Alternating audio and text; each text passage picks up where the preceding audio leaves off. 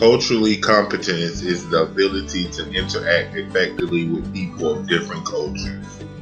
Cultural competence means to be respectful and responsive to the health beliefs and practices and other cultural and linguistic needs of diverse population groups. Hi, I'm Edwin, and this is my journey to become culturally competent. This is my family and a lot of other people that are quite special in my world.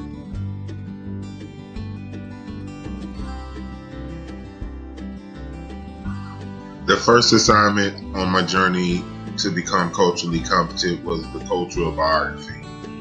This task proved to be quite challenging at times because I had to await stuff in my past that I had suppressed, but it was all necessary on this journey so that I could be more sensitive to others and how they have experienced pain. Growing up in Atlanta as a kid, one of the most exciting things to do was to go to a place that we call the Omni Theater. Now I think it's the Phillips Arena, but it was just so much excitement. Video games, a lot of things to eat, the movies. It was just a place to be, and I love the Hawks. I still remember as a kid going to the Omni to see the Hawks and various other entertainment shows. It was just like the light of my childhood. It's so great to go down there and sample the foods and play the video games. It was just pretty much amazing. One of the turning points to my childhood was our city becoming an international city and us in the Olympic Games. I remember it was so exciting. The city was just on fire. Like all these foreigners and different nationalities. It was just pretty much amazing. So much opportunity. And it was just at the time when I was coming of age, and it was just so great. Maynard Jackson, our mayor who got us the Atlanta Olympics, was just a force to be reckoned with. As a kid, I always looked up to him. He just made black excellence look so great. I like how the professional African Americans looked at his example of building their own enclaves and building wealth. He was just the greatest example. As a kid growing up here in Atlanta, we were surrounded by so much history and pride of black excellence, and we were always reminded of the privileges that we enjoy were the direct result of the struggle of our ancestors, and we should live up to that dream that Dr. King so envisioned. Mrs. King was the leader that I most remember as a child because she was alive. I remember her being fearless. I remember her being proud of who she was. I remember her working tirelessly to have her husband dream come into fruition. She was just such a great example of black professionalism. Mrs. King was a lover of the arts and a fantastic singer who was a professional singer by trade who went to Boston University where she met Dr. King. I found this particular picture in research and I was just blown away with it. It was just such a good capture of black excellence from that time, and I just wanted to share.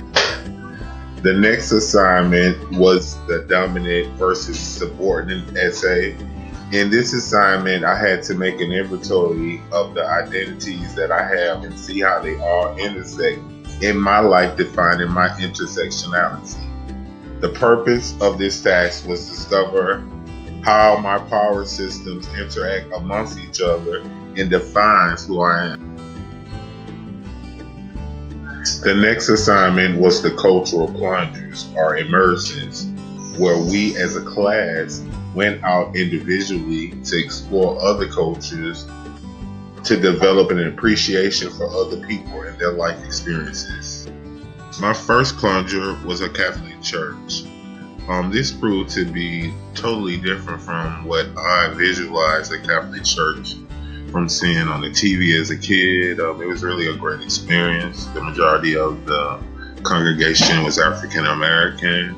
There was no singing monks or choir boys. It was really an awesome experience, and the people proved to be quite friendly and inviting. And